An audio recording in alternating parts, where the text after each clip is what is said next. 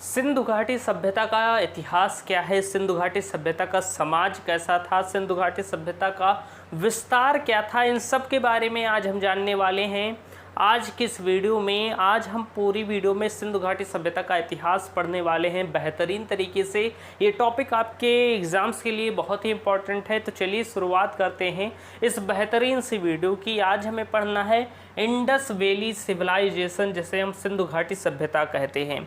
अच्छा, अगर मैं बात करूं तो मैंने आपको प्राग ऐतिहासिक काल, पहले जब मैंने आपको पढ़ाना शुरू किया था तो मैंने बताया था कि जो आपका इतिहास होता है 3 भागों में बटा होता है। पहला आपका होता है प्राग ऐतिहासिक काल, और दूसरा आपका क्या होता है आद्य ऐतिहासिक काल, और तीसरा मैंने आपको बताया था ऐतिहासिक काल। ये 3 काल मैंने आपको बताए थे जब मैंने ये सीरीज स्टार्ट की थी। तो मैंने बताया था कि इतिहास को 3 भागों में बांटा गया है, प्राग ऐतिहासिक काल, फिर आद्य ऐतिहासिक काल और उसके बाद ऐतिहासिक काल।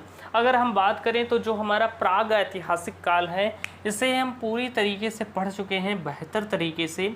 अब बारी है हमारे आद्य ऐतिहासिक काल को पढ़ने की, और इसी आद्य ऐतिहासिक काल में हमारा आता है सिंधु घाटी सभ्यता, जिसे हम आज कंप्लीटली पढ़ने वाले हैं बेहतरीन तरीके से।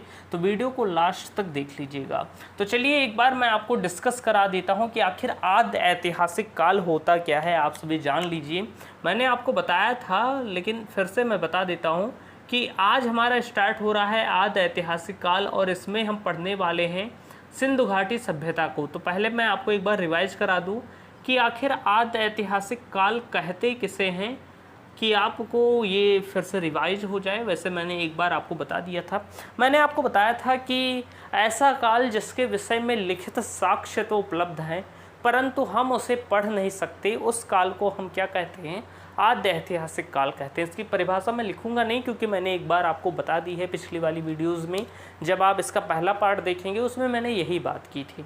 तो आद्य ऐतिहासिक काल क्या है कि ये ऐसा समय था कि इस समय मनुष्य को लिपि का ज्ञान हो गया था, लेकिन क्या था कि जो लिपि उसने लिखी उसे हम अच्छे तरीके से या हम पढ़ ही नहीं पाते हैं, यानी कि हम उसे पढ़ नहीं पाते हैं कि आखिर वो उसने क्या लिखा है, वो उसने किस लिपि में लिखा है, उस लिपि को आज के मानव नहीं जानते। इसलिए आद्य ऐतिहासिक काल को क्या कहा गया कि ये एक ऐसा समय है जिस समय लिखित साक्ष्य तो मिले लेकिन जो साक्ष्य मौजूद हैं वो हम पढ़ नहीं सकते। अगर हम बात करें आद्य ऐतिहासिक काल का सबसे अच्छा उदाहरण, तो आप कहेंगे कि आद्य ऐतिहासिक काल का सबसे अच्छा उदाहरण सिंधु घाटी सभ्यता है।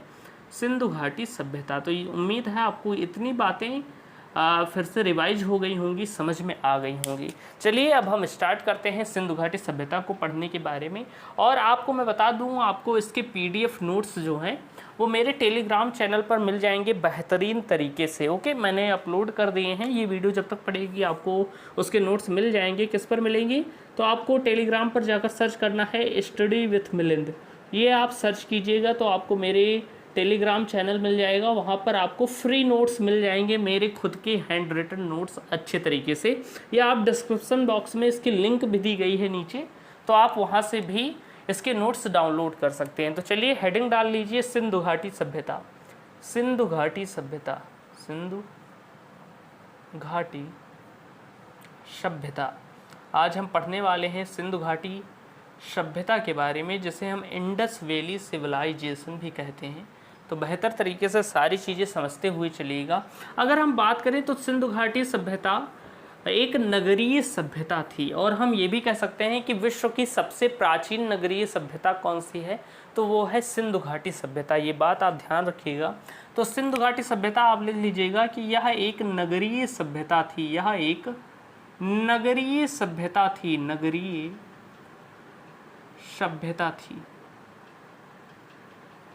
नगरीय सभ्यता कहने का मतलब क्या हो गया, नगर में होता है सिटी, सिटी जिसे हम शहर कहते हैं। आप सभी जानते होंगे कि सिटी जिसे हम शहर कहते हैं, और इसी शहर को हम शुद्ध हिंदी में क्या कहते हैं, नगर कहते हैं।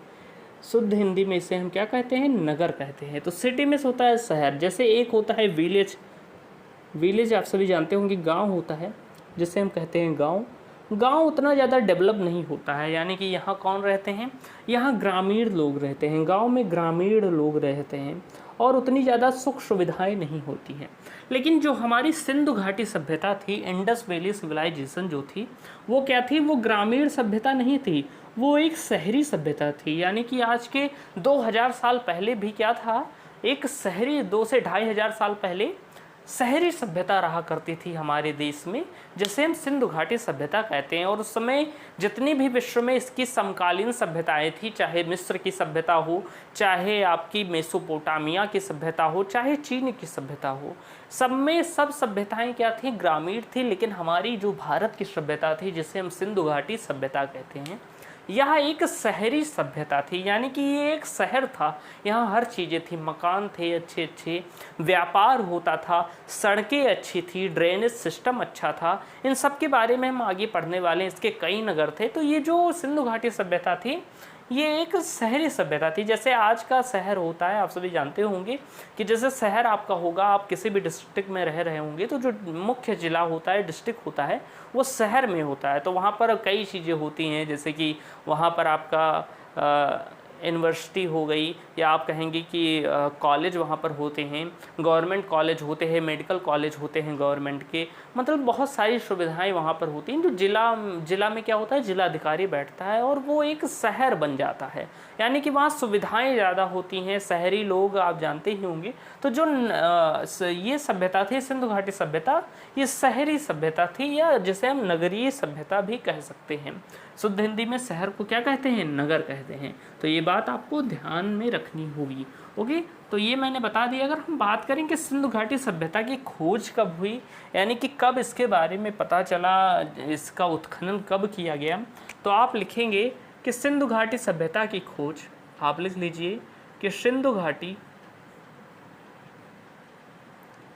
सभ्यता की खोज, सिंधु घाटी सभ्यता की खोज कब हुई, तो आप लिखेंगे सिंधु घाटी सभ्यता की खोज 1921 में हुई। 1921 में हुई। अगर हम बात करें 1921 ईस्वी में हुई। अगर हम बात करें कि खोजकर्ता कौन थे, यानी कि इसकी खोज किसने की, तो आप लिख लीजिएगा कि सिंधु घाटी सभ्यता की खोज किसने की। तो सिंधु घाटी सभ्यता के जो खोजकर्ता थे वो थे दयाराम साहनी। दयाराम साहनी सिंधु घाटी सभ्यता की खोज करता थे।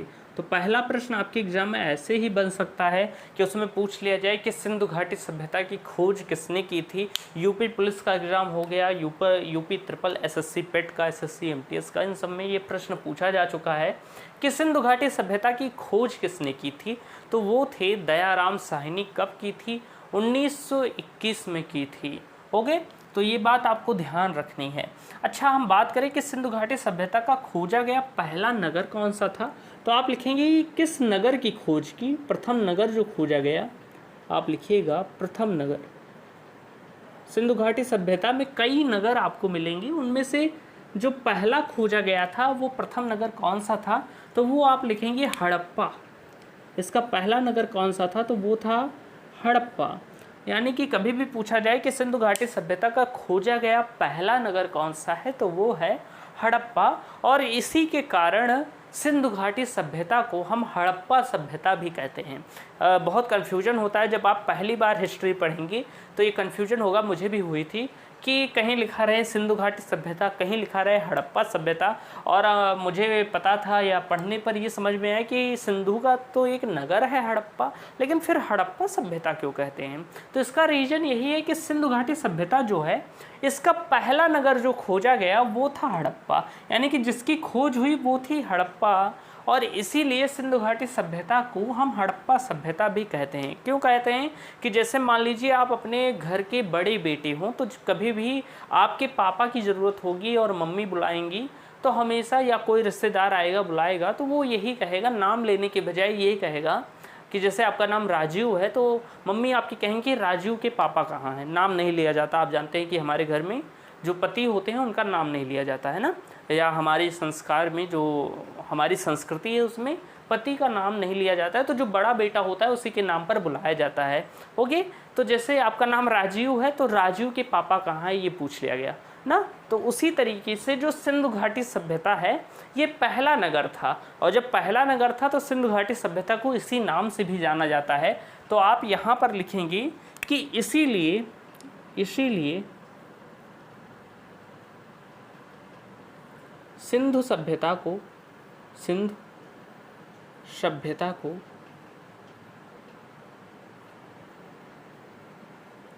हड़प्पा सभ्यता भी कहते हैं। सिंधु सभ्यता को हड़प्पा सभ्यता भी कहते हैं, भी कहते हैं। अच्छा, अगर मैं बात करूं कि सिंधु घाटी सभ्यता का आकार कैसा था, तो सिंधु घाटी सभ्यता का आकार त्रिभुजाकार था। तो ये बात आप लिख लीजिएगा कि सिंधु घाटी सभ्यता का आकार, सिंधु घाटी सभ्यता का आकार कैसा था, तो सिंधु घाटी सभ्यता का आकार त्रिभुजाकार था। किस आकार में था, तो त्रिभुजाकार था। अच्छा, अगर हम बात करें कि सिंधु घाटी सभ्यता का क्षेत्रफल कितना है, तो आप लिख लीजिएगा सिंधु घाटी सभ्यता का क्षेत्रफल। ये मैंने ऐसे डैश लगा दिया है, आप यहाँ पर ऐसे लिख लीजिएगा, कॉमा लगा दिया है, तो आप समझ जाइएगा कि यहाँ पर सिंधु घाटी सभ्यता ही लिखना है। तो सिंधु घाटी सभ्यता का जो क्षेत्रफल है वो कितना है, तो आप लिख लीजिएगा सिंधु घाटी सभ्यता का क्षेत्रफल लगभग 12,99,600 वर्ग किलोमीटर है, किलोमीटर स्क्वायर है। या हम इसे क्या कह देते हैं, तो इसे हम लगभग 13 लाख किलोमीटर भी कहते हैं, 13 लाख वर्ग किलोमीटर भी कह देते हैं। तो आप ये भी ध्यान रख सकते हैं, या चाहें ये पूरा आप ध्यान रखिए, क्योंकि कभी कभी परीक्षा में ऐसे डायरेक्ट प्रश्न पूछ सकता है और एकदम एग्जैक्ट आपको दे दे।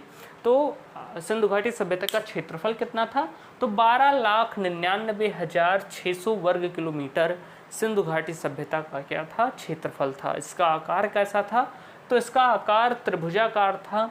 ये बातें आप समझ गए होंगे, उम्मीद है। ओके, अब हम बात करते हैं कि सिंधु घाटी सभ्यता का जो विस्तार है वो कैसा है। सिंधु घाटी सभ्यता का सबसे उत्तरी बिंदु कौन सा है, सबसे दक्षिणतम बिंदु कौन सा है, सबसे पूर्वी बिंदु कौन सा है और सबसे पश्चिमी बिंदु कौन सा है। तो हम यहाँ पर समझेंगे कि सिंधु घाटी सभ्यता का विस्तार किस तरह हुआ है। तो चलिए अब हम बात करते हैं सिंधु घाटी सभ्यता के विस्तार की।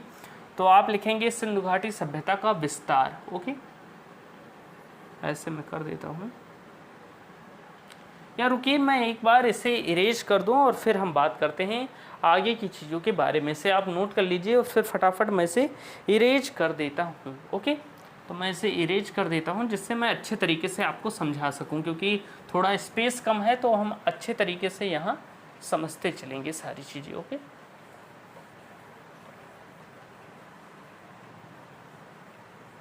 बेहतर तरीके से मैं आपको सारी चीज़ें बता रहा हूँ। उम्मीद है आपको सारी चीज़ें समझ में आ रही होंगी। अगर कोई डाउट हुआ करे तो आप कमेंट बॉक्स में पूछ भी सकते हैं, मैं आपको सारे डाउट के आंसर दे दिया करूँगा।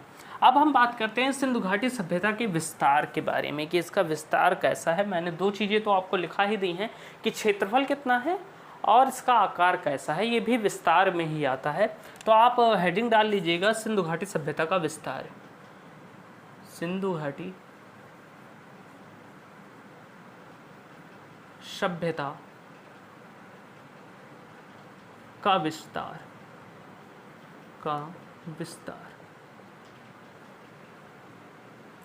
सिंधु घाटी सभ्यता का विस्तार हम पढ़ेंगे।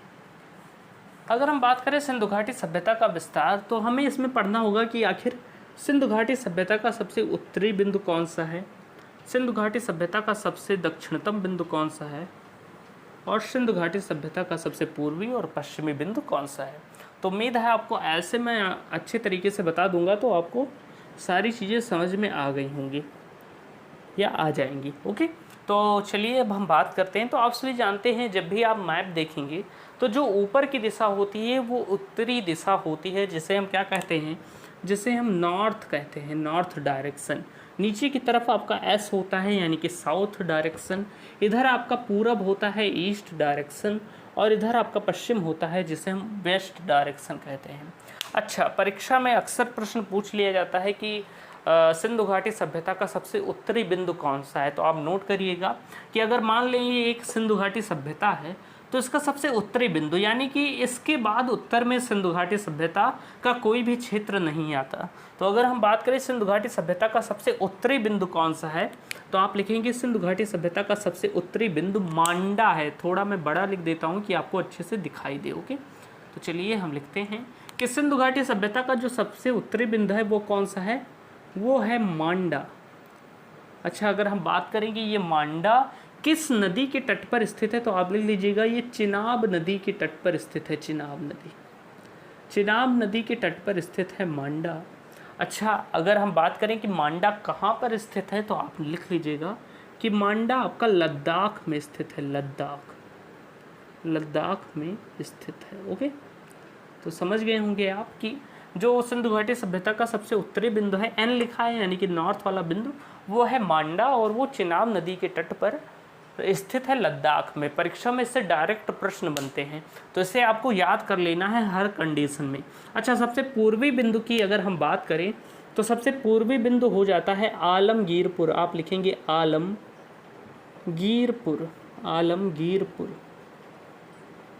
अच्छा, हम बात करें कि आखिर आलमगीरपुर किस नदी के तट पर स्थित है, तो ये स्थित है हिंडन नदी के तट पर। कहाँ पर स्थित है, तो आप कहेंगे ये यूपी में स्थित है। यूपी यानी कि उत्तर प्रदेश में स्थित है। अच्छा, इसके बाद अगर हम बात करें सिंधु घाटी सभ्यता का सबसे दक्षिणतम बिंदु कौन सा है, तो आप लिखेंगे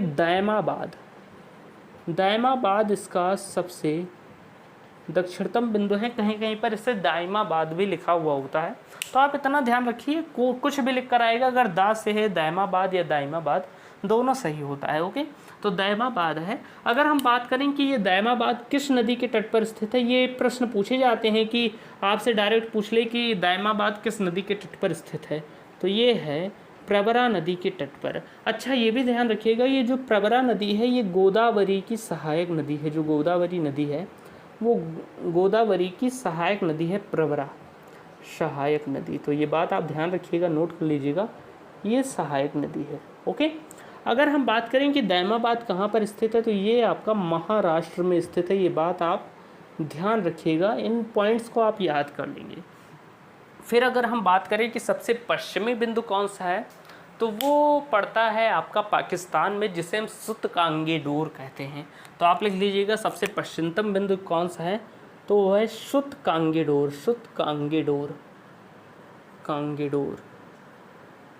अगर हम बात करें कि सुतकांगेडोर कहाँ पर पड़ता है या किस नदी के तट पर पड़ता है, तो वो पड़ता है दास्क नदी के तट पर पड़ता है।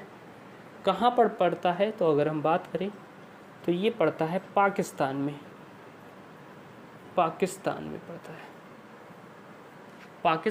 पड़ता है। उम्मीद है आप अच्छे तरीके से समझे होंगे कि कभी भी परीक्षा में पूछा जाए कि सिंधु घाटी सभ्यता का सबसे दक्षिणतम बिंदु कौन सा है, तो वो दायमाबाद प्रवरा नदी के तट पर महाराष्ट्र में स्थित है। उत्तरी बिंदु मांडा चिनाब नदी के तट पर लद्दाख में स्थित है।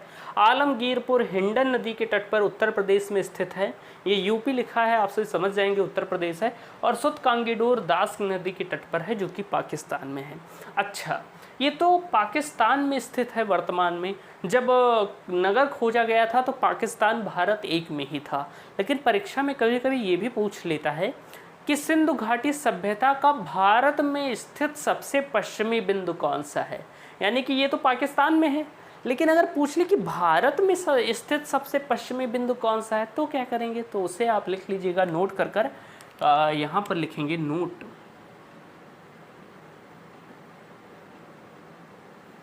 क्या लिखेंगे नोट में कि अगर आपसे पूछ लिया जाए कि सिंधु घाटी सभ्यता का भारत में स्थित सबसे पूर्व पश्चिमी बिंदु कौन सा है, तो आप लिखेंगे सिंधु घाटी सभ्यता का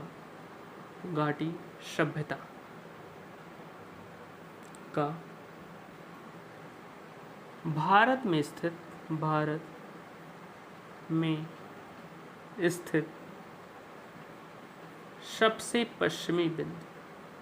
सबसे पश्चिमी बिंदु तो वो कौन सा है? तो आप लिखेंगे भारत में स्थित सबसे पश्चिमी बिंदु नागेश्वर है। नागेश्वर क्या है? नागेश्वर है। नागेश्वर, ये नागेश्वर कहाँ पर स्थित है? तो ये गुजरात में स्थित है। कहाँ पर स्थित है? तो गुजरात में स्थित है। यानी कभी भी पूछा जाए कि सिंधु घाटी सभ्यता का भारत में स्थित सबसे पश्चिमी बिंदु, तो वो है नागेश्वर। लेकिन अगर ऐसे ही प्रश्न पूछा जाता है कि सिंधु घाटी सभ्यता का सबसे पश्चिमी बिंदु कौन सा है, तो सुत कांगेडोर दास्क नदी पाकिस्तान में स्थित है।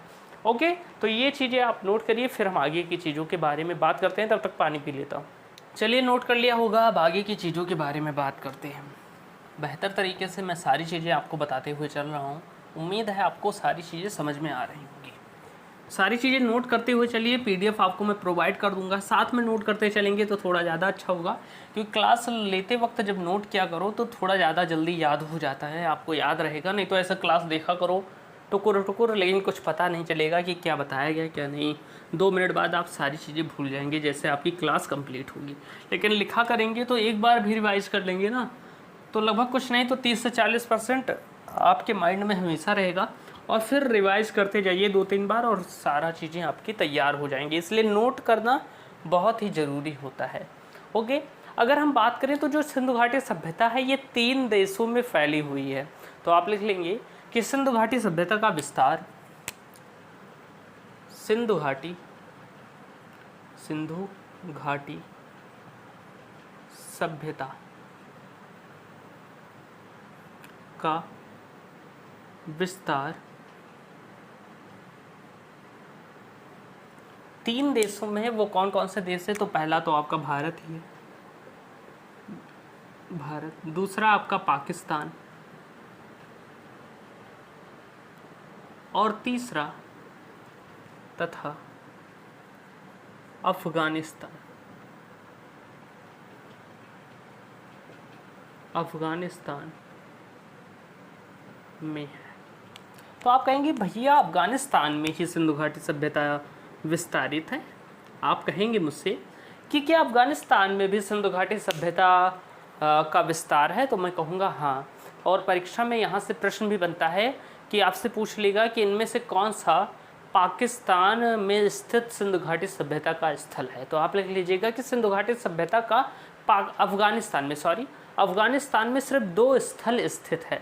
यानी अगर हम बात करें तो आप जानते हैं कि भारत में तो सिंधु घाटी सभ्यता का विस्तार है ही, पाकिस्तान में भी विस्तार है, लेकिन अफगानिस्तान में विस्तार है बहुत थोड़ा। यानी कि सबसे कम विस्तार अफगानिस्तान में ही सिंधु घाटी सभ्यता का है।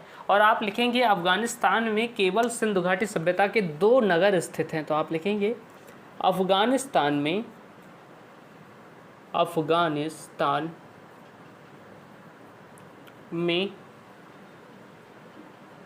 सिंधु सभ्यता के या सिंधु घाटी सभ्यता के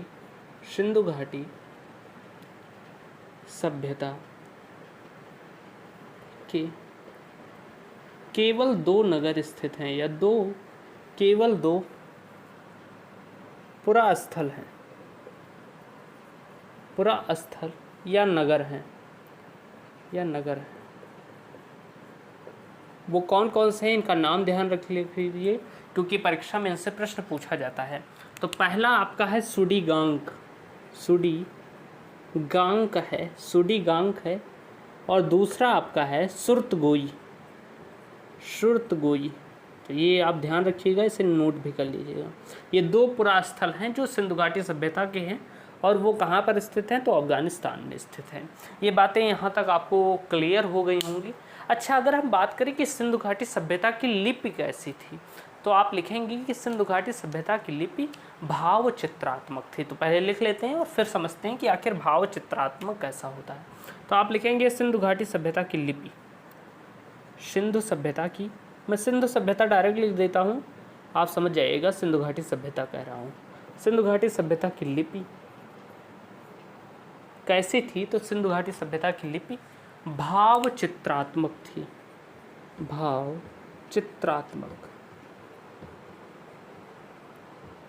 अच्छा, अगर हम बात करें कि ये भाव चित्रात्मक क्या है, तो आप देखते होंगे, यहाँ पर देख रहे होंगे, ये भाव चित्रात्मक लिखा हुआ है। भाव मिस हो जाता है, जो आपकी फीलिंग्स हैं भाव हैं, या आप जो कुछ कहना चाहते हैं वो आपके भाव हैं। और चित्रात्मक क्या होता है? चित्र मिस होता है, चित्र बनाना। यानी कि अगर बात करी जाए तो सिंधु घाटी सभ्यता जो थी उसकी लिपि भाव चित्रात्मक थी। कहने का मतलब कि इसकी लिपि इस तरह थी कि आप अपने भावों को चित्रों के माध्यम से व्यक्त कर सकते हैं।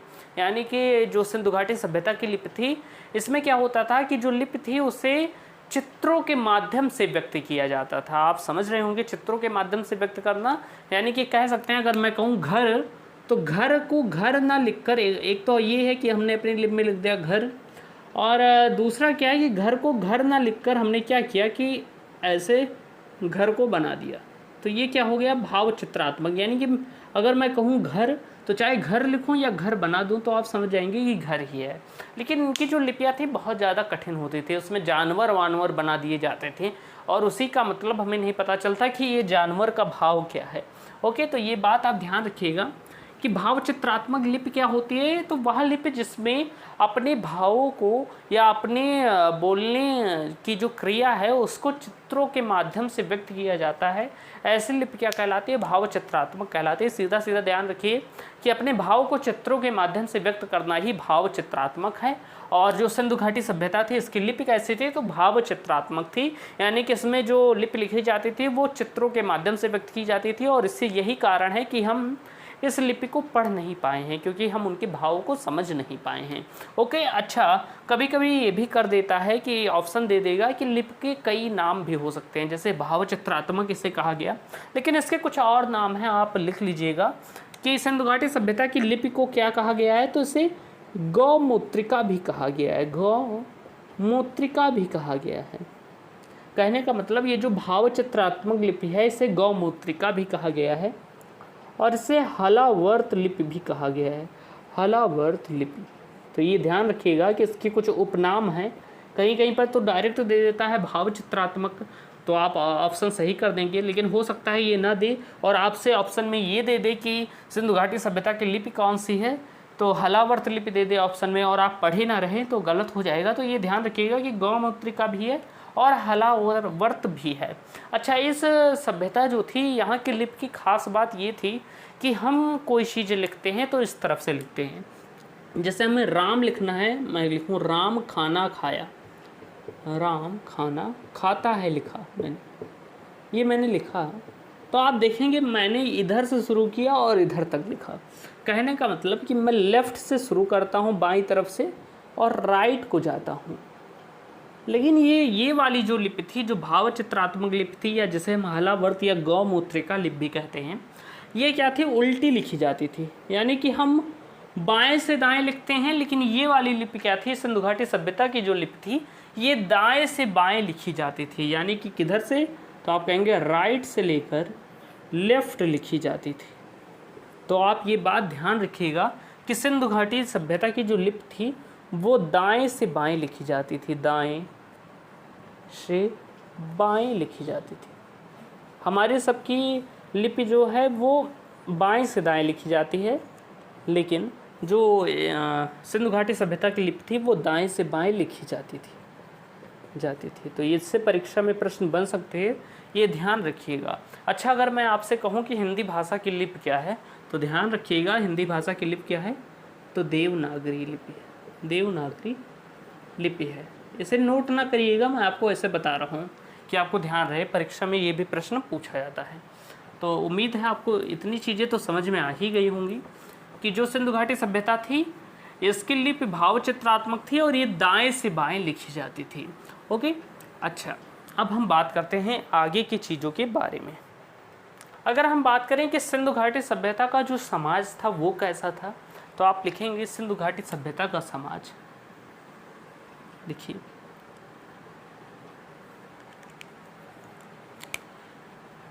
सिंधु घाटी सभ्यता का समाज मात्र सत्तात्मक था। क्या था? तो आप लिखेंगे समाज जो था वो मात्र सत्तात्मक था, मात्र सत्तात्मक। अच्छे से लिख लीजिए, मात्र सत्तात्मक।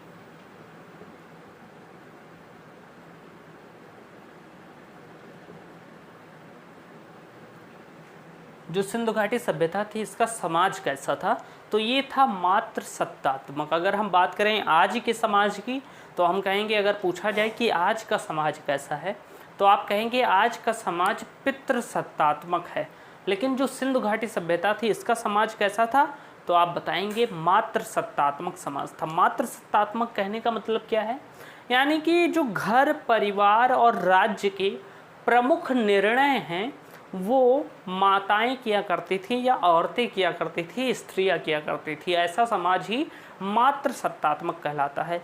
यानी कि आप कह सकते हैं कि एक ऐसा समाज जहां पर घर और समाज के प्रमुख निर्णय महिलाएं लिया करती हैं, ऐसे समाज को हम क्या कहते हैं, मात्र सत्तात्मक समाज कहते हैं। जैसे आपने देखना होगा आज के समय में क्या होगा कि जो घर का हेड होता है, तो मान लीजिए आपके घर में क्या है कि पिताजी हैं, माता जी हैं, एक बहन है और एक भाई है और एक दादाजी है, दादाजी हैं। तो अगर हम बात करें, अगर ये आपकी फैमिली है, इसे मैं मान लूँ कि ये आपका फैमिली है, और मैं बात करूँ कि आज का समाज कैसा है, तो आप देखेंगे जो आपका घर है जिसमें दादाजी, पिता, माता, बहन, भाई सभी मौजूद हैं। आप चाचा चाची को भी शामिल कर सकते हैं, अगर मान लें कि यहाँ पर चाचा चाची भी हैं, चाचा चाची, तो ये आपकी फैमिली है। अच्छा, अगर मैं बात करूँ कि घर के जो मुख्य निर्णय है वो कौन लेता है, तो आप देखेंगे घर में क्या होता है, हमारे इंडियन फैमिली में आप आज के समाज को देखेंगे तो देखेंगे अगर आपके घर में दादाजी मौजूद हैं तो भैया इनकी ही चलेगी आपके घर में। अगर दादाजी मौजूद है ना, तो वो सबसे ज़्यादा सीनियर हैं, सबसे ज़्यादा बड़े हैं, तो उनकी ही चलेगी जो मुख्य निर्णय होगा। तो अगर पापा को भी कोई निर्णय लेना होगा तो वो क्या करेंगे, दादाजी से ही पूछेंगे। जब तक दादाजी इस पर, या बाबा जिसे हम कहते हैं, इस पर हाँ नहीं कहेंगे तब तक कोई निर्णय नहीं ले सकता। ओके। अगर दूसरी बात हो गई, हो सकता है किसी के घर में दादाजी ना हो, अगर पिताजी, अभी इतनी ही फैमिली है कि पिताजी, माताजी, बहन, भाई हैं और चाचा चाची हैं। ओके। और अगर आपके पिताजी सबसे बड़े हैं, श्रेष्ठ हैं, तो आपके घर में क्या होगा कि आपके पिताजी की चलेगी। किसकी चलेगी, तो पिताजी की चलेगी, क्योंकि घर में सबसे बड़े हैं, इन्हीं कमाते हैं, कमाई करने वाले यही हैं। तो जो कमाएगा, जो खिलाएगा, जो नौकरी और सैलरी लेकर आएगा, मम्मी तो घर का ही काम करती हैं, या कई लोगों के घर में मम्मी बाहर का भी काम करती हैं। अब तो धीरे धीरे सारी चीज़ें डेवलप होने लगी और अब महिलाएं भी वर्क करने जाती हैं। लेकिन अब भी हम देखेंगे हमारे समाज में क्या है कि जो समाज है वो पितृसत्तात्मक है। समाज क्या है, पितृसत्तात्मक है। सारे डिसीजन जो है इन्हीं पिताजी ही लिया करते हैं। आप देखेंगे जो डिसीजन है, निर्णय लेने की जो शक्ति है वो पिता की ही है, यानी पिता ही डिसीजन लेगा। लेकिन जो सिंधु घाटी सभ्यता थी उसमें ऐसा नहीं था, आज के जैसा बिल्कुल नहीं था। तब महिलाओं को एकदम अच्छे से छूट भी मिलती थी। जैसे आज आप देखेंगे पढ़ाई करने के लिए छूट नहीं मिलती। अब तो धीरे धीरे सारी चीज़ें सही हो गई, होने लगी हैं। अभी कई क्षेत्र ऐसे हैं जहाँ पर महिलाओं को उतना ज़्यादा सम्मान नहीं मिलता है, ना उन्हें शिक्षा ग्रहण करने का मौका मिलता है। लेकिन अब धीरे धीरे सारी चीज़ें सही हो रही हैं। तो अगर हम बात करें सिंधु घाटी सभ्यता की, तो सिंधु घाटी सभ्यता में क्या था कि अगर यही फैमिली होती जिसमें माताजी होती, पिताजी होते और बहन होती एक, और एक भाई आपका होता, और आप चले जाते सिंधु घाटी सभ्यता में, तो उसमें क्या होता कि जो घर के प्रमुख निर्णय थे वो माताजी लिया करती थी। घर और समाज के प्रमुख निर्णय, घर तथा समाज के प्रमुख निर्णय कौन लिया करते थे, तो इनके निर्णय महिलाएं लिया करती थी। यानी हम कह सकते हैं कि जो प्रमुख होती थी डिसीजन वाली, वो कौन होती थी, तो वो महिलाएं हुआ करती थी। और ऐसे समाज को हम क्या कहते हैं, मात्र सत्तात्मक कहते हैं। उम्मीद है आपको इतनी चीज़ें समझ में आ गई होंगी। मैं समझाने की कोशिश करता हूँ कि आपको बेहतरीन तरीके से सारी चीज़ें समझ में आए। तो आप लिख लीजिए कि मात्र सत्तात्मक समाज होने का मतलब क्या है। आप लिख लीजिएगा ये क्या है, समाज है। इस समय का समाज मात्र सत्तात्मक था, यानी कि इसका मतलब आप लिख सकते हैं, यानी कि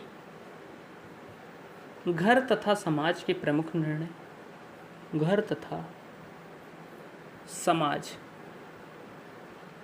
के निर्णय, प्रमुख निर्णय महिलाएं लिया करती थी, महिलाएं लिया करती थी।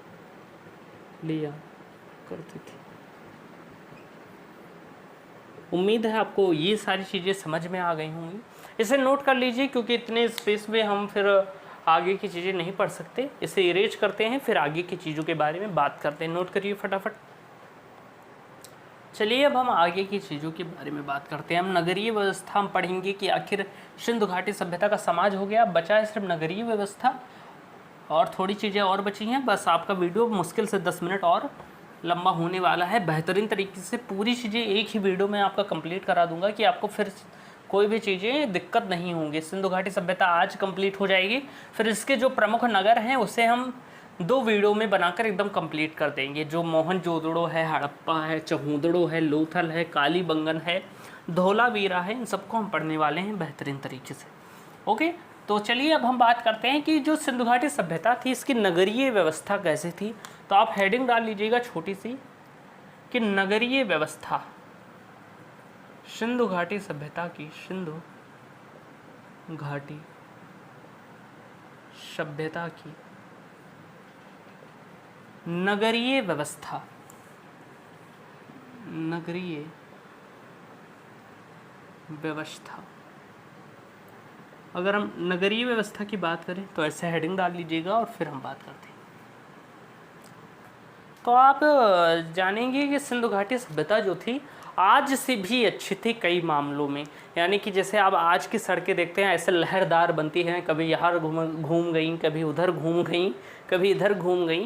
लेकिन जो सिंधु घाटी सभ्यता की सड़कें थी वो एकदम सीधी होती थी, यानी कि एक दूसरे को 90 डिग्री पर काटती थी। सोचिए कि उस समय में जब तकनीक इतने ज़्यादा नहीं थी, आज तो इतनी ज़्यादा तकनीक हो गई है, मशीनें आ गई हैं, लेकिन तब भी सड़क जो है वो सीधी नहीं होती, वो कहीं इधर घूमेगी, कहीं उधर घूमेगी बहुत ज़्यादा, और इससे ज़्यादा एक्सीडेंट भी होते हैं। जो दुर्घटनाएँ होती हैं वो सड़कों के द्वारा ही होती हैं। लेकिन सिंधु घाटी सभ्यता आज के 2000-2500 वर्ष पूर्व जो सड़कें होती थी सिंधु घाटी सभ्यता की इतनी ज़्यादा डेवलप थी कि वो एक दूसरे को 90 डिग्री पर काटती थी, यानी कि एकदम सीधी होती थी। तो आप लिखेंगे, मैं चित्र के माध्यम से आपको समझाऊंगा बेहतर तरीके से, तो चित्र बना लीजिए मेरे साथ, मैं आपको समझाने वाला हूँ। तो आप चित्र के माध्यम से समझिए तो आपको ज़्यादा समझ में आएगा। मान लीजिए आपका ये सिंधु घाटी सभ्यता है, तो ऐसे मैं बना दूँ। वैसे मुझसे एकदम स्ट्रेट लाइन नहीं बनेगी, यहाँ भी थोड़ा क्या होगा ऐसे घुमाव आ जाएगा, लेकिन कोशिश करता हूँ कि आपके लिए सही बना दूँ। तो मान लीजिए ये आपका सिंधु घाटी सभ्यता की क्या है, सड़क है। तो इसी के बगल एक सहायक सड़क भी होती थी। क्या होती थी? सहायक सड़क भी होती थी, सहायक सड़क भी होती थी। थोड़ा मैं छोटा बना लेता हूँ, बहुत ज़्यादा बड़ा नहीं बनाना है, सॉरी, मैं छोटा बना लेता हूँ, फिर बात करते हैं। ओके, ये देखिए, क्योंकि लिखना भी है, तो ये मान लीजिए आपकी सिंधु घाटी सभ्यता की सड़क है।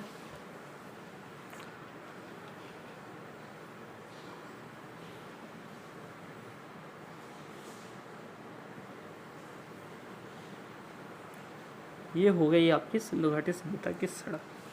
तो देखिए एकदम क्या है, ये एक दूसरे को 90 डिग्री पर काटती थी, यानी कि इनके बीच का जो एंगल है वो 90 डिग्री होता था, यानी कि एक दूसरे को 90 डिग्री पर काटती थी, थोड़ा भी घुमाव नहीं होता था, बहुत अच्छी रोडें होती थी। अगर हम बात करें सिंधु घाटी सभ्यता की, तो घरों का नियोजन भी मैं बता देता हूँ, कुछ ऐसा होता था। घर जो थे वो कुछ इस तरह एकदम क्रम से बने होते थे। आज नहीं कि कोई आगे बना लिया, कोई पीछे बना लिया, कोई दाएँ बना लिया, कोई बाएँ बना दिया, ऐसा नहीं होता था। सिंधु घाटी सभ्यता में एकदम नगर नियोजन बहुत अच्छा था। इसका सबसे ज़्यादा फेमस नगर नियोजन ही है। तो अगर हम बात करें तो सिंधु घाटी सभ्यता का नगर नियोजन कुछ ऐसा था। आप ऐसे चित्र बना लेंगे, उतना अच्छा तो मुझे आर्ट आता नहीं है, लेकिन मैं कोशिश कर रहा हूँ कि आपको अच्छे तरीके से बता दूँ। तो मान लीजिए एक घर आपका ये है, एक घर ये है, 3 घर इधर हो गए। मैं आपको एग्जाम्पल के रूप में समझा रहा हूँ। 3 इधर हो गए, 3 इधर हो गए और 3 इधर हो गए।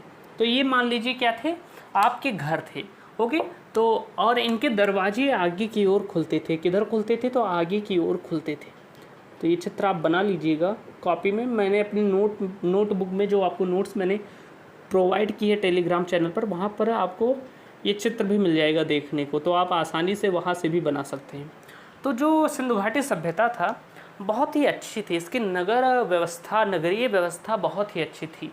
और इसमें आप देखेंगे ये क्रम से जो आपको डिब्बे दिख रहे हैं ये क्या हैं, ये घर हैं जिसे हम मकान भी कहते हैं। ये क्या है, ये मकान है। इनकी नगर व्यवस्था इतनी अच्छी थी कि घरों को क्रम वाइज ऐसे डिवाइड किया गया था, और जो घर के दरवाजे थे वो बाहर की ओर खुलते थे, बाहर की ओर खुलते थे। और ये जो हैं, जो मैंने तीर बनाई है, ये क्या है, घर के दरवाजे हैं जिसे हम द्वार भी कह सकते हैं। क्या कह सकते हैं, तो इसे हम द्वार भी कह सकते हैं। क्या कह सकते हैं, तो इसे हम द्वार भी कह सकते हैं। ये क्या है, द्वार है। ओके, अगर हम बात करें, ये आपका जो बीच में चारों ओर से एक वर्गाकार दिखाई दे रहा है, ये क्या है, तो आप कहेंगे ये चौराहा है। तब के समय में भी चौराहा होता था और एकदम बेहतरीन चौराहा होता था। ओके, अगर मैं बात करूं कि ये भी आपका घर मकान हो जाएगा। और ये इधर जो आपको दिखाई दे रहा है ये आपका सहायक सड़क है, ये तो मेन सड़क है। ये जो आपको दिखाई दे रही है ये राजमार्ग है, जिसे मुख्य सड़क भी कहते हैं। ये क्या है, राजमार्ग है, जिसे हम मुख्य सड़क कहते हैं, मुख्य सड़क कहते हैं। ओके, और जो आपको ये दिख रहा है ये सहायक सड़क है, जो घरों के बीच में है, ये क्या है, ये सहायक सड़क है, सहायक सड़क है। तो आप सोच सकते हैं कि तब की व्यवस्था कितनी अच्छी थी। जो सड़कें थी वो एक दूसरे को 90 डिग्री पर काटती थी। तो ये बात आप लिख लीजिएगा अच्छे तरीके से कि सिंधु घाटी सभ्यता की सड़कें, सिंधु घाटी सभ्यता की सड़कें एक दूसरे को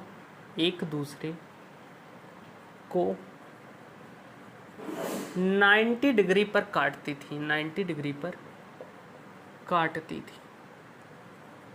जो सड़कें थी वो एक दूसरे को 90 डिग्री पर काटती थी।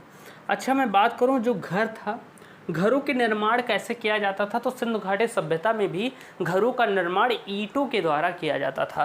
तो आप लिखेंगे कि सिंधु घाटी सभ्यता में घरों का निर्माण जो था वो किस तरह किया जाता था, तो घरों का निर्माण ईंटों के द्वारा किया जाता था, ईंटों के द्वारा किया जाता था। और जो ईंटों के आकार का अनुपात था, ईंट का आकार कैसा था, तो आप लिखेंगे ईंटों के आकार का अनुपात, ईंटों के आकार का अनुपात। तो आप लिख लीजिएगा कि ईंटों के आकार का अनुपात जो था वो था 4:2:1। परीक्षा में ये पूछा जाता है, बहुत इंपॉर्टेंट प्रश्न है कि ईंटों के आकार का अनुपात कैसा था। तो सिंधु घाटी सभ्यता में जो मकान बनते थे उनमें प्रयोग होने वाली जो ईंटें थी उनके आकार का अनुपात 4:2:1 था, जिसमें 4 क्या है, तो 4 आपको लंबाई को बता रहा है, लेंथ को बता रहा है 4। ओके, अगर हम बात करें 2 को, तो 2 आपका चौड़ाई को बता रहा है। किसको बता रहा है, तो चौड़ाई को बता रहा है। और 1 आपका किसको बता रहा है, तो ऊंचाई को बता रहा है, हाइट को बता रहा है, ये ब्रेथ को बता रहा है जो आपका 2 है। ओके, तो ये बात आप ध्यान रखिएगा। और इसी मेथड को क्या कहा जाता था, तो इसे इंग्लिश बॉन्ड मेथड कहा जाता था, इंग्लिश बॉन्ड मेथड कहा जाता था। जो घर बनते थे वो इंग्लिश बॉन्ड मेथड में बनते थे, इसी को हम क्या कहते हैं, इंग्लिश बॉन्ड मेथड कहते हैं। तो आपसे पूछा जाएगा कि जो घर निर्माण होता था सिंधु घाटी सभ्यता में वो किस में होता था, तो वो इंग्लिश बॉन्ड मेथड में होता था, या इसे कहीं कहीं इंग्लिश बॉन्ड स्टाइल भी कहते हैं। क्या कहते हैं, इंग्लिश बॉन्ड स्टाइल भी कहते हैं। तो ये बातें आपको ध्यान रखनी होगी। ओके, तो इतनी चीज़ें तो आपकी तैयार हो गई। मैंने आपको बता दिया कि सिंधु घाटी सभ्यता क्या थी, कि इसकी जो सड़कें थी एक दूसरे को 90 डिग्री पर काटती थी, घरों में ईंटों का प्रयोग होता था निर्माण के लिए, और उनके ईंटों का अनुपात 4:2:1 के अनुपात में था। अच्छा, अगर मैं बात करूं तो सिंधु घाटी सभ्यता का जो नगर था वो 2 वर्गों में बटा हुआ था। तो आप लिखेंगे सिंधु घाटी सभ्यता का नगर, सिंधु घाटी सभ्यता का नगर। आज पूरा मैं सिंधु घाटी सभ्यता ये वाला कंप्लीट करा दूंगा, इसका परिचय। तो सिंधु घाटी सभ्यता का नगर, ये भी बहुत इंपॉर्टेंट है, SSC, HSL, CGL, GT जैसे एग्जाम से में पूछा भी गया है। तो सिंधु घाटी सभ्यता का नगर, जो था वो 2 वर्गों में विभाजित था। सिंधु घाटी सभ्यता का नगर 2 वर्गों में विभाजित था। वो 2 वर्ग कौन कौन से थे? तो एक था आपका पश्चिमी टीला और एक आपका क्या था? पूर्वी टीला। पश्चिमी टीला और पूर्वी टीला ये 2 नगर हुआ करते थे। अच्छा, जो पश्चिमी टीला था इसमें क्या था? इसमें अमीर वर्ग रहा करता था। तो आप लिखेंगे जो पश्चिमी टीला था यहाँ पर राजा हो गया, अमीर वर्ग हो गया, पुरोहित हो गए, मंत्री हो गए, ये सब रहा करते थे पश्चिमी टीले में। अगर मैं बात करूँ पूर्वी टीला क्या है, तो जो सिंधु घाटी सभ्यता का पूर्वी टीला था इसमें सामान्य वर्ग के लोग रहते थे। सामान्य वर्ग मध्यम वर्ग के लोग रहते थे। यानी कि कहने का मतलब कि कृषक हो गए, श्रमिक हो गए, ये सब यहाँ पर रहा करते थे। जो आम जन थे वो यहाँ पर रहते थे। अगर मैं बात करूँ तो कुछ ऐसा बनावट होता था, मैं चित्र यहाँ पर बनाऊँगा लेकिन फिर से इरेज कर दूँगा, ओके, क्योंकि स्पेस कम है, एक चीज़ और लिखानी है। तो मान लीजिए आपका सिंधु घाटी सभ्यता का ये नगर है, ये सिंधु घाटी सभ्यता का नगर है। तो ये 2 वर्गों में विभाजित था, ऐसे 2 वर्ग बने थे। एक आपका क्या था? वेस्ट वाला था, जिसे हम पश्चिमी टीला भी कहते हैं, और जो इधर वाला था वो क्या था? वो पूर्वी टीला था। ये जो 2 वर्गों में विभाजित था, मैंने आपको बताया कि पश्चिमी टीला में राजा, अमीर, पुरोहित, मंत्री रहा करते थे, और जो पूर्वी टीला था उसमें सामान्य वर्ग, कृषि और श्रमिक रहा करते थे, जो आम जन थे। जैसे एक होता है कि अपर क्लास और एक लोअर क्लास, तो लोअर क्लास वाले। अच्छा, जो पश्चिमी टीला था इसमें कुछ ज़्यादा सुरक्षाएं थी। ये थोड़ा ऊंचा बना हुआ था और ये नीचा था। तो ये वाला जो भाग था ये ऊंचाई पर था, ऊंचा था, और ये इसके अपेक्षा में क्या था? नीचा था। तो ये भी आप लिख लीजिएगा कि ये ऊंचा था, ये नीचा था। और जो पश्चिमी टीला था इसके चारों तरफ एक सुरक्षा दीवार भी बनी थी। चारों तरफ क्या था? कि सुरक्षा दीवार भी बनी थी। चारों तरफ क्या था? सुरक्षा दीवार बनी थी। तो रुकिए, आप लिख लीजिएगा कि इसके चारों तरफ क्या था? सुरक्षा दीवार बनी थी। ऐसे चारों तरफ क्या था? सुरक्षा दीवार बनी थी, क्योंकि यहाँ पर राजा वाजा रहा करते थे, अमीर वर्ग रहते थे, तो उनकी सुरक्षा के लिए क्या था? यहाँ पर सुरक्षा दीवार भी थी, सुरक्षा दीवार। तो ये चित्र आप बना लीजिएगा अच्छे तरीके से, थोड़ा स्केल के माध्यम से अच्छे से बन जाएगा। यहाँ मैंने कोशिश की है, क्योंकि अब हम बात करते हैं, इसे इरेज कर देता हूँ, इसका स्क्रीनशॉट आप ले लीजिएगा और फिर हम बात करते हैं। एक चीज़ रह गया है 2 मिनट में, उससे समझा देता हूँ, बस ये वीडियो यहीं पर कंप्लीट हो जाएगी। तो अगर मैं बात करूँ तो परीक्षा में कभी कभी पूछ लेता है कि सिंधु घाटी सभ्यता की जो समकालीन सभ्यताएं हैं उनका नाम क्या है। उनका नाम देकर आपको पूछ लेगा किस नदी पर स्थित है, कहाँ पर स्थित है, ये बातें। तो आप लिख लीजिए, एक छोटी सी हेडिंग डाल लीजिए कि सिंधु घाटी सभ्यता की समकालीन सभ्यताएँ। सिंधु सभ्यता की समकालीन सभ्यताएँ, समकालीन सभ्यताएँ। तो आप लिख लीजिएगा सिंधु घाटी सभ्यता की समकालीन सभ्यताएँ। पहली सभ्यता आपकी हो गई मेसोपोटामिया की सभ्यता। मेसोपोटामिया की सभ्यता, इससे पूछा जाता है कि ये सभ्यता किस नदी के तट पर स्थित है। तो आप ध्यान रखिएगा, ये सभ्यता नील नदी के तट पर स्थित है। हो सकता है इधर आपका थोड़ा कट जाए, तो उसके लिए माफ़ करिएगा। अगर यहाँ पर कोई अक्षर कट रहा है तो यहाँ पर आप लिख लीजिए नील नदी है, ओके। तो वैसे कटना नहीं चाहिएगा वीडियो में। अगर मैं बात करूँ दूसरी जो सबसे समकालीन सभ्यता थी वो थी चीन की सभ्यता। चीन की सभ्यता और ये किस नदी के तट पर स्थित है? तो आप लिखेंगे ये हुआंगहो नदी के तट पर स्थित है। हुआंगहो नदी के तट पर स्थित है। ये ध्यान रखिएगा, ये हलंत लगा हुआ है, ओके, जो आधा कर देता है अक्षर को। अगर हम बात करें फिर, और एक सबसे प्रमुख जो थी वो थी मिस्र की सभ्यता। मिस्र की सभ्यता जिसे हम क्या कहते हैं, तो ये किस नदी के तट पर स्थित थी? तो आप लिखेंगे कि मेसोपोटामिया की सभ्यता नील नदी के तट पर स्थित है। और हुआंगहो, सॉरी ये नील नहीं, ये टिग्रिस नदी के तट पर स्थित है। मेसोपोटामिया की जो सभ्यता है वो टिग्रिस नदी के तट पर स्थित है। सॉरी यहाँ पर गलती हो गई, ये क्या है, ये टिग्रिस नदी के तट पर स्थित है। जब ज़्यादा देर पढ़ाओ तो कभी कभी गलती हो जाती है। तो ये जो मेसोपोटामिया की सभ्यता है ये टिग्रिस नदी के तट पर स्थित है वो, और चीन की सभ्यता जो है वो हैगाहो नदी के तट पर स्थित है, और मिस्र की सभ्यता क्या है, नील नदी के तट पर स्थित है, नील नदी के तट पर स्थित है। तो ये सारी चीज़ें थी आज की, मैंने आपको अच्छे तरीके से बता दी हैं। उम्मीद है आज की वीडियो आपके लिए बहुत ही इंफॉर्मेटिव होगी। आपको ये वीडियो पसंद आई होगी तो लाइक कीजिएगा, अपने दोस्तों में शेयर करिएगा। ये सीरीज़ जो है अच्छे तरीके से चलती रहेगी। आज आदित्य बैच की क्लास नंबर 4 थी। बेहतरीन तरीके से मैंने आपको सारी चीज़ें समझाने की कोशिश की है। उम्मीद है आपको सारी चीज़ें समझ में आएंगी। जो नोट्स हैं वो टेलीग्राम चैनल के नीचे लिंक दी गई है, वहाँ से आप जाकर डाउनलोड कर सकते हैं। मिलते हैं अगली वीडियो में, तब तक के लिए जय हिंद, वंदे मातरम, जय श्री राम। धन्यवाद दोस्तों।